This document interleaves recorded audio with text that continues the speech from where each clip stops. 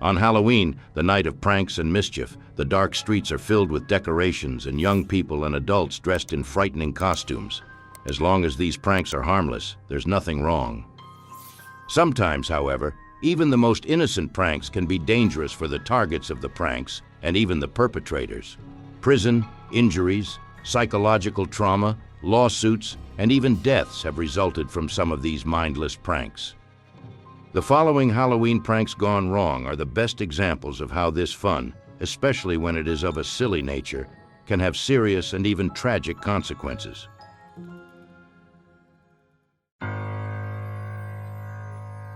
False alarm.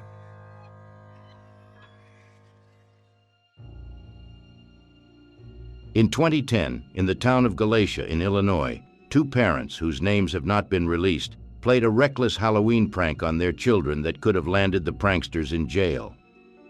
The irresponsible parents decided to scare their children in a Halloween-themed way by staging a fake murder in which the children's mother was the victim. One can only imagine what the 6- and 8-year-old children must have experienced when they discovered their mother's blood-frozen body. Of course, the children did not think the murder was a joke, so they immediately ran to the neighborhood before their parents could catch up. The neighbor immediately called 911 and reported the crime. Based on information provided by the children, the neighbor told the dispatcher that the children's mother had been strangled by Michael Myers, the killer in the horror film Halloween. Since there was indeed a Myers family living in the area, and the police knew them by name, Saline County Sheriff's deputies took the call seriously. When they arrived, of course, it was immediately apparent that the mother's death was a sham. Sheriff Keith Brown said, "I'd rather deal with an embarrassing situation in a prank that went awry than deal with what was originally reported." And the pranksters have not been charged. A ghost in the Capitol.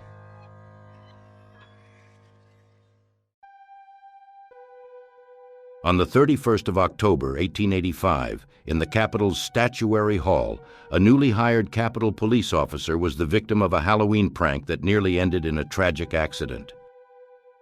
During a late-night patrol, the officer checked a series of abandoned premises until he arrived at Statuary Hall. It was the time he became aware of the eerie moans he heard coming from a dark corner of the vast hall. He moved cautiously in the direction of the sound and walked on until he caught sight of a ghostly figure. The rookie officer drew his revolver and immediately began firing, unaware that the supposed ghost was in fact a fellow officer in disguise. It was incredibly fortunate that the rookie, perhaps of being frightened, did not aim accurately enough. Several stray bullets lodged in the wall of the chamber that served as the sitting room of the House of Representatives until 1857.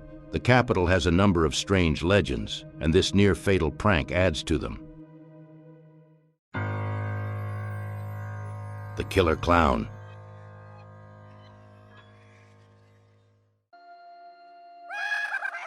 Clowns are always funny, at least for those who like them, but there are some people who really hate them. The young woman who, at 22 weeks pregnant on the 30th of October 2016, became the victim of a very silly prank is probably one of the latter. Michael March, then 17, dressed in a frightening clown costume and clutching an axe, started chasing the terrified woman, who only managed to shake off the murderous clown by throwing a brick at him. But that wasn't enough for March, who had his sights set on others. Around 9 p.m., he walked past a young couple and, swinging his axe at the ground, began to chase them. The couple did not tolerate the threatening behavior and called the police. Police were able to track the boy using CCTV, and when arrested, he told the police he had no intention of harming anyone. At the trial, March admitted that his behavior was stupid and irresponsible, and that he was only 17 years old when he committed the offenses. However, Judge Jamie Hill either didn't like clowns or didn't get the joke, because he sentenced the irresponsible boy to 6 months in prison. He explained his sentence, which may seem severe at first, as follows. The fact that he wore a clown mask was an aggravating factor because it increased the fear the victims may have experienced, and secondly, it was a way of hiding his real identity. Wielding an axe and threatening people in the street for whatever reason is a serious matter. I'll continue with even crazier stories in a moment, but first I'd like to ask you, if you like what you see, subscribe to my channel so you won't miss out on my upcoming content. Thank you.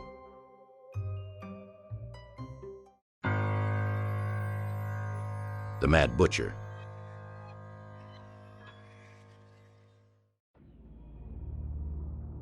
On Halloween night 2011, 12-year-old Leslie Garcia was out with friends playing a Halloween game called Trick or Treat. Meanwhile, Frank Alba was hiding in front of a house decorated with Halloween decorations, waiting for children to come by. His costume was a hooded sweatshirt and a bloody butcher's apron, which might not have been scary on their own, but the man also had a real working chainsaw for the children. When the little girl arrived at Alba's hideout with her friends, the idiot prankster revved up the chainsaw, scaring the children to death. The little girls scattered, and the terrified Leslie ran in front of a passing Ford F-250 pickup truck, which ran her over. Although the little girl suffered severe injuries to her head, neck, arms, legs, back, and spine, she miraculously survived the incident. The girl's father, Santos Garcia, has sued the man and American Family Insurance for refusing to pay compensation, even though the parents believe Leslie will be in pain and psychologically traumatized for the rest of her life. And her father says Alba's behavior was not a prank, but a premeditated act of malice. Over the Hedge.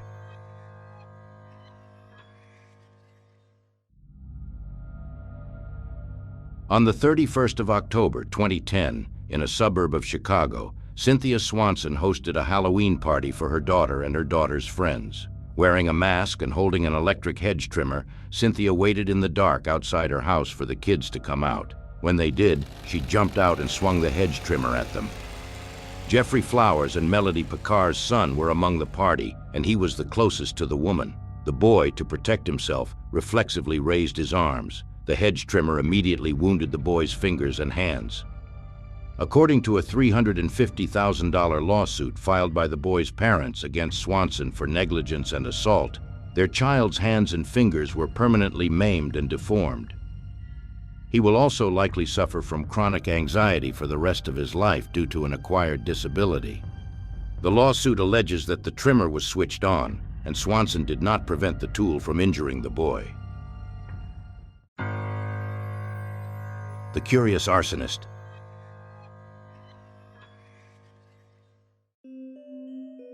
In October 2003, 14-year-old Donald Awalt of Ellsworth, Maine, was so badly burned during a Halloween prank at a school Spook Day event that he had to be taken by ambulance to a Boston hospital.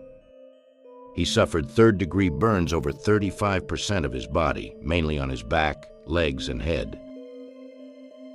His 15-year-old schoolmate Lucas White had set fire to Donald's ghillie suit costume, which was made of leaves and grass-like materials. He later claimed that he was just wondering if it would be caught on fire. Seconds later, the arsonist got his answer as the flames burst and began to spread unstoppably on the boy.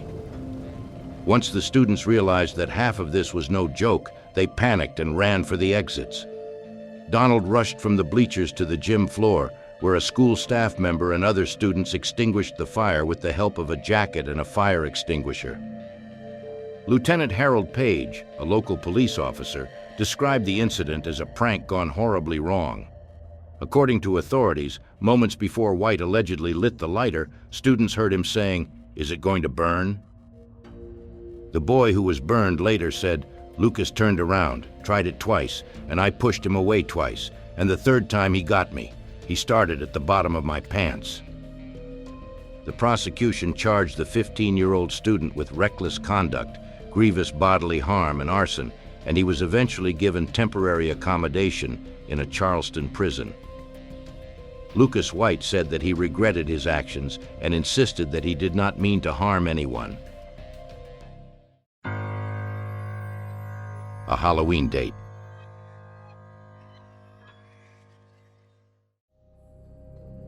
Dating on Halloween is apparently not a very harmless thing to do. In fact, in 1979, 32-year-old Enrique Solis happened to be on a first date with his prospective girlfriend, Maria Rodriguez. After the meeting, they went for a walk and everything was fine until the couple met 8 to 10 teenage boys. Suddenly, one of the boys in the group broke away and shouted, "Trick or treat!" Solis told him to leave them alone and stand back. After the man had a few words with the youth, one of them pulled a gun and shot him. The bullet passed through his arm and lung before piercing his spine, and if that wasn't enough, Solis was also stabbed in the right thigh with a knife. The girl was not attacked and called the police. Solis was taken to hospital in critical condition, but there is no information on what happened to him eventually. Police believe the attack may have been a Halloween prank. A very irresponsible joke.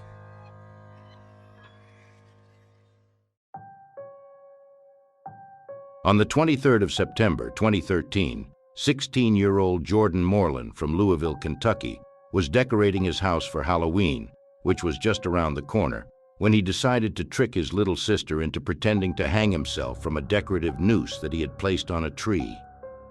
Something must have gone wrong, because the noose tightened and the boy lost consciousness, and within 20 to 30 seconds, his brain was deprived of oxygen. When the boy's younger sister discovered the unmoving body, she immediately called their mother, Ginger Rodriguez, who at first suspected that Jordan must have been playing a prank on his sister. But when the girl told her that her brother was drooling, the mother ran out of the house and tried to lift her child's dangling body, but was unable to do so. Paramedics eventually rushed the stricken boy to hospital, where he was immediately put on a ventilator, but his organs gradually began to fail. He soon fell into a coma and died of organ failure 12 hours after the accident. Police say the boy, after the noose tightened around his neck, may have panicked, which left him unable to free himself. Jordan was a member of a shooting team and a second-grade honors student at Fern Creek High School. His dream of one day becoming a Marine would never be fulfilled.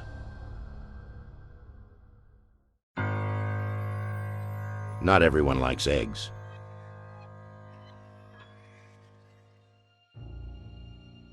Carl Jackson turned 21 a few weeks before the 31st of October, 1998. On Halloween, he and his girlfriend drove through the Bronx to a child party to pick up the girl's 9-year-old son. However, while stopped at an intersection, a group of teenagers threw eggs at their car, so Jackson got out of the vehicle and confronted them. One of the group, 17-year-old Curtis Sterling, then pulled out a gun and shot Jackson in the head, killing him instantly. Curtis was sentenced to 20 years in prison, and every year until his release, he received a Halloween card that read, "I'm glad you're still there." The cards were always sent by the same person, Jackson's mother. Although egg throwing at people and objects has long been a favorite Halloween prank, it has caused tragedy more than once, both for the pranksters and the people who have suffered it. For those targeted, it can be an insult that often demands immediate retribution, and this often takes violent and sometimes lethal forms. On the 29th of October, 1994, a man was pelted with eggs by a group of boys on his way out of a bar in Brooklyn. The man became so enraged that he pulled a knife and stabbed one of the bullies, a 12-year-old child, who died as a result of the attack. In 1996, after Halloween, an egg fight turned into a shootout that injured the neck of a 10-year-old Brooklyn boy. On the 29th of October 2005, a 31-year-old man named Joseph Padro was shot dead in the Bronx after chasing two boys, 15-year-old Jeffrey Ivey and 17-year-old Eric Fuller, who had egged his vehicle. Ivey pulled the trigger and later pleaded guilty to murder and received a sentence of 5 years to life in prison. Attackers from Mars.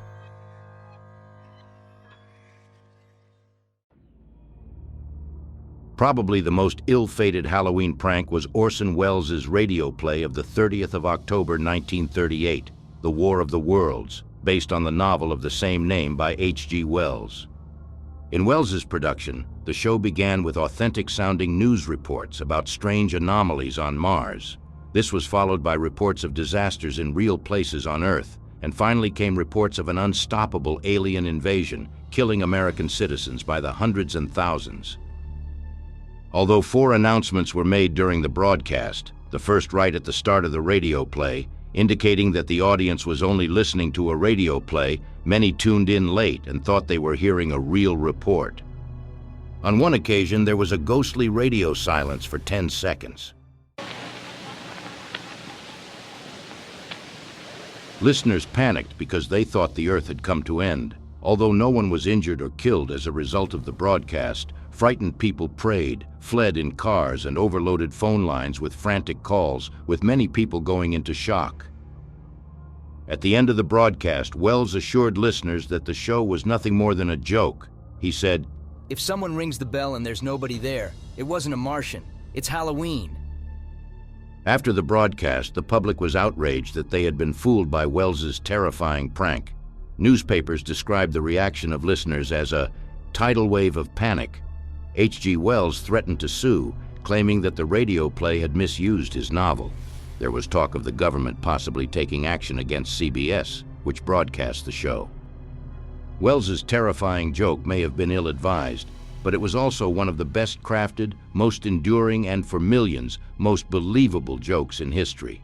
Perhaps it was this sense of panic that prompted the U.S. government to later suppress all information about UFOs, starting with the Roswell UFO crash just 9 years later. Well, let these stories serve as a lesson, because as you can see, irresponsibility, recklessness, and often unjustified anger can ruin even the funniest, best-attended holidays.